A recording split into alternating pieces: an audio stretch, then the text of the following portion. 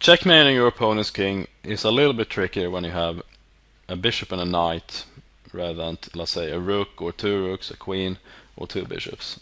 Two knights is a draw unless there's another factor involved, like a pawn or something.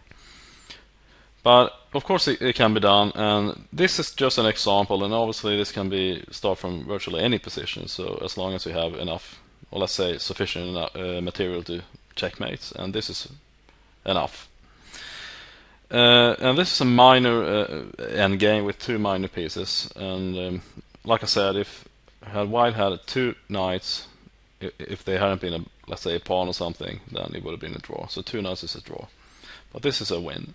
And so what you have to understand is, or what the idea is, what the concept is, and namely, this bishop is the key. Okay, so you have to understand that the black king in this example has to be driven to a square with the same color as your bishop is. So we have a light square bishop, and that means the black king has to be driven either to A8 or H1. If it had been a black square bishop, then it would have been A1 and H8 squares, those two squares. But in this case we have a light square bishop, so, and I'm not saying that the following moves will be the best possible moves for both players, but it doesn't really matter, because in any in any position where you end up having a bishop and a knight against a lone king is a win. So all you have to do is just, like I said, push your opponent's king to the same color square as the bishop is. So we know where we have to go. So for example, we start off with knight f4, and the black king just goes anywhere. Let's say king e5, attacking the knight, and now the knight gives a check on g6. And obviously the black king, it doesn't make much sense to go to a square like f6, because the knight is protected by the bishop on c2 anyway. So the black king just goes to, let's say, e6. And now when the black king has been sort of pushed back up the board, the king starts moving a little bit, because obviously it's not enough to checkmate with just a knight and the bishops. Of course the black king has to be the white king has to be involved. And the same thing is when you have even a rook and a queen. So it's not enough to have just one piece, unless you have two pieces, for example two rooks. And here king d6, bishop f5. So bishop f5 simply stops the black king from coming back to e6. King c6, bishop e6. Now the black king cannot go to d7, and obviously not c5 or even d5. So either he goes back to d6 or to c7, or well, okay, there's also b6, but probably back to d6 is better. And now bishop d5. So no matter where the black king goes, he's going to be pushed back. So I mean, he cannot go anywhere on this rank, so he has to go up somewhere. King c7, for example. And now the white king starts moving one square up the board, and now immediately we can see there's only one. Well, okay, either the black king goes to the right to d7, or he goes back another rank. So obviously he wants to be as far away from this corner as possible. Okay, so king d7, and now bishop e3. Just the delaying move.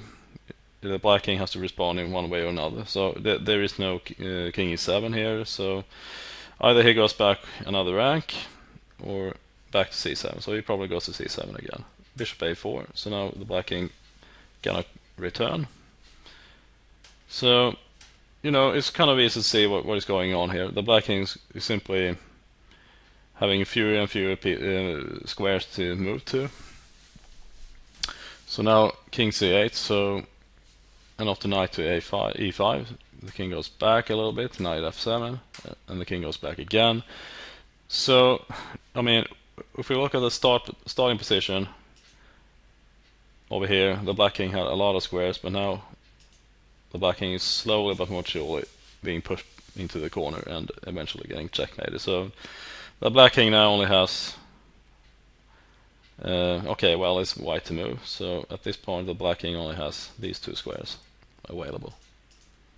So king b8, bishop b5. The black king goes back a little bit, just delaying the inevitable. King b6,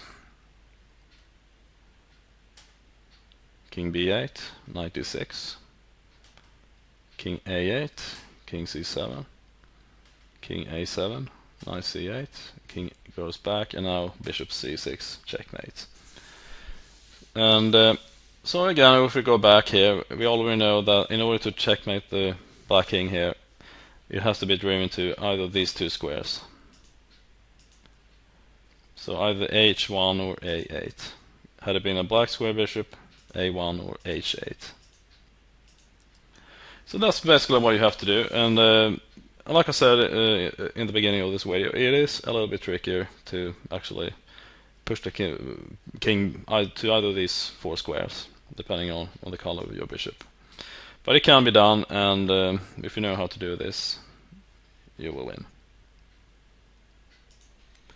So without commenting too much, I just want to show another example here where the white side has a dark square bishop. In the previous example it was a light square bishop, so we already know that either of these four squares the black king has to be driven to. And obviously, like I said in the previous example, since it is a dark square bishop, obviously the a1 or the h8 diagonal, or squares actually.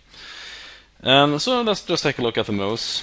Again, I'm not claiming that these moves are the best for either color, but it doesn't really matter, because if you know what the idea is, then you will simply win.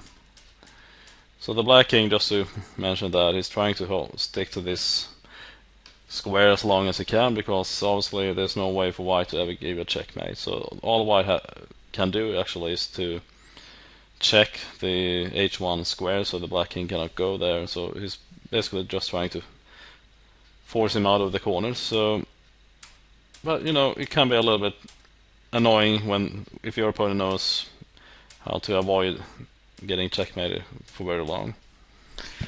But obviously, I mean, it's impossible for the black king to just stay on this corner forever, or even go up to this square, because if white knows what he's doing, he's trying to, well, he's trying not to make that happen. So okay, so now the black king is kind of boxed in.